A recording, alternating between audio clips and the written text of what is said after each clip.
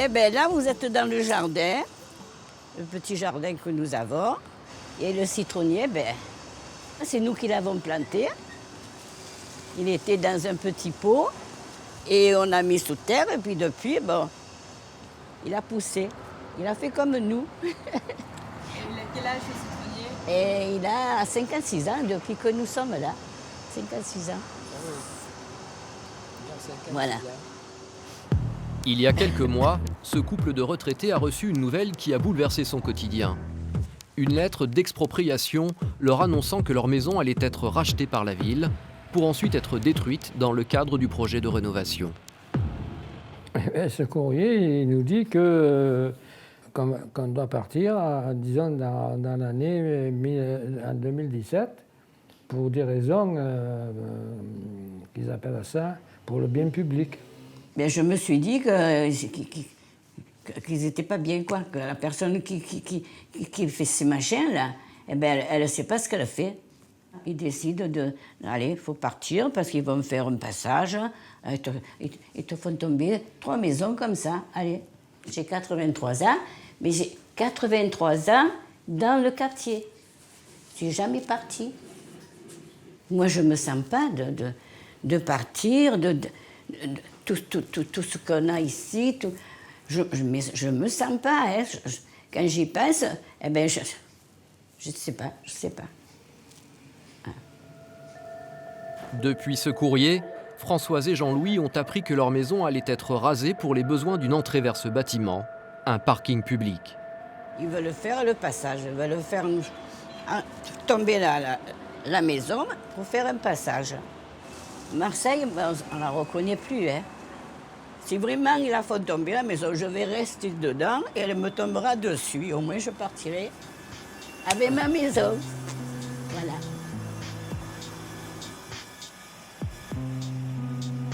Dans la maison mitoyenne, Sébastien, 30 ans, est lui aussi encore sous le choc de la nouvelle. Donc ça, c'est la carte d'Euromède, et plus particulièrement la zone qui nous intéresse. Et donc moi, en fait, je me situe exactement à ce niveau-là.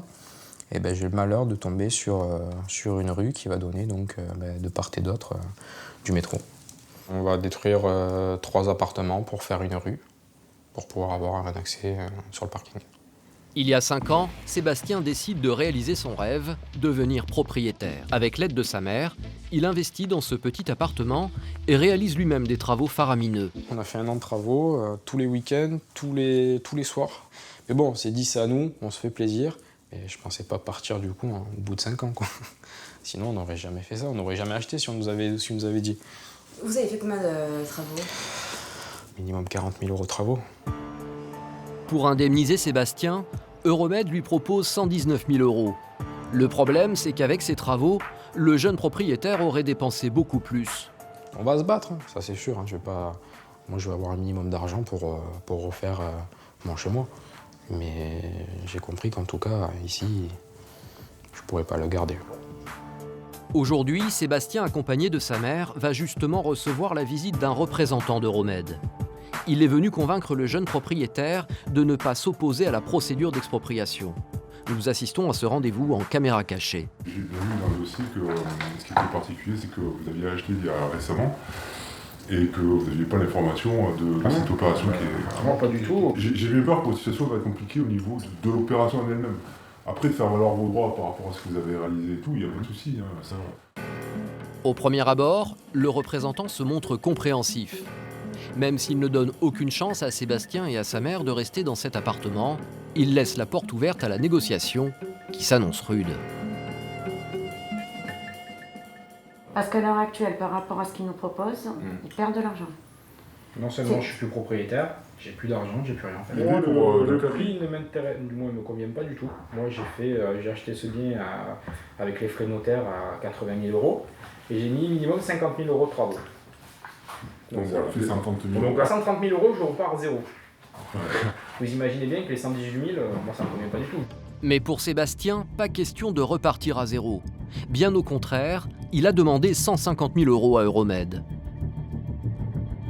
Le promoteur immobilier n'est pas prêt à lâcher autant d'argent, d'autant que, selon son représentant, leur proposition serait déjà très généreuse. Pendant près de 2 heures, les deux hommes vont jouer au marchand de tapis. Et finalement, le représentant finit par lâcher du lest.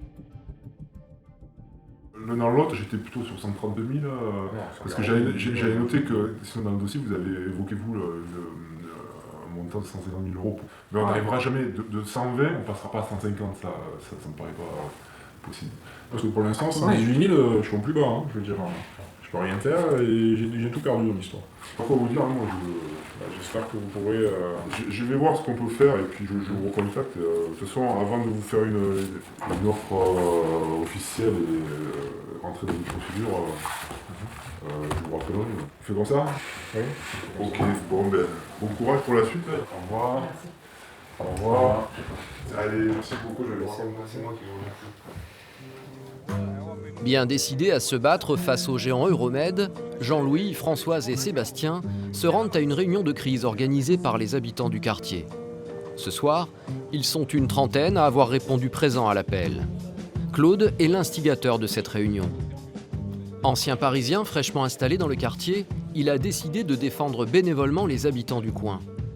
Et pour lui, si seulement 5 propriétaires sont aujourd'hui menacés d'expropriation, l'ensemble de la rue serait aussi en danger. Bonsoir à tout le monde, merci d'être là. Donc on redoute d'expropriation, pas seulement les 5 propriétaires concernés aujourd'hui, mais toute la rue de Lyon. J'ai encore des plans là qui vous montrent que les projets, en fait tout le secteur ici saute. La rue de Lyon, elle est ici, jusqu'à la rue Allard, donc à la case de Lyon. Tout ça, c'est des nouveaux logements. Tout le monde, de la rue de Lyon jusqu'au numéro, je ne sais pas combien ça fait, 30 ou 40, est menacé de toute façon et devrait sauter.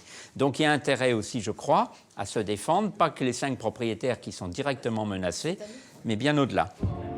Face à cette nouvelle inattendue, les habitants de la rue de Lyon accusent le coup. Là que nous sommes ici, à cette heure de Lyon, on ne comprend pas comment faire de nouveaux appartements et que nous, on nous jette dehors. Ça, alors, c'était incompréhensible. Quoi qu'il arrive, je ne bouge pas. Je mets le gaz, je mets une allumette, je craque mon chien, moi et mes meubles. Tout ensemble. Comme ça, c'est fait.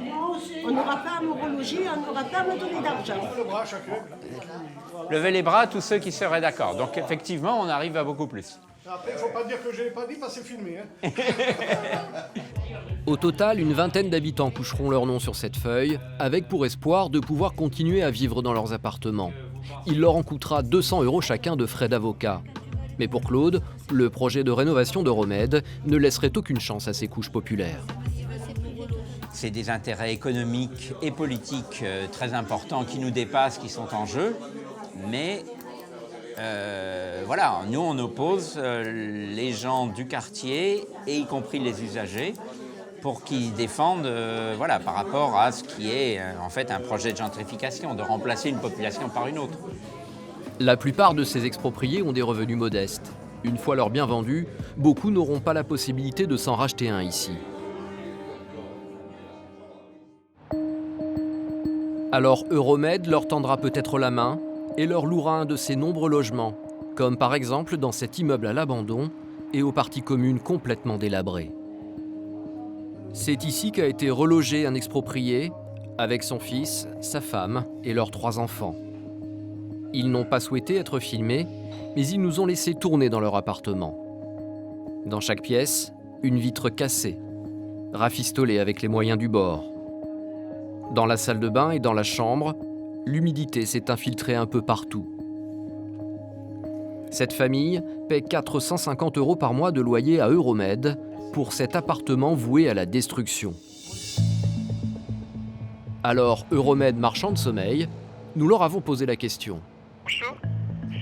Je répète, madame, que les logements sont tout à fait salubres et que nous avons fait de nombreux travaux pour améliorer le confort des locataires. Et je m'insurge contre le terme insalubre. Il n'y aurait donc pas de problème dans cet appartement, ni dans les parties communes, puisqu'il ne prévoit aucun travaux. Pourtant, ils se sont engagés à reloger au plus vite cette famille.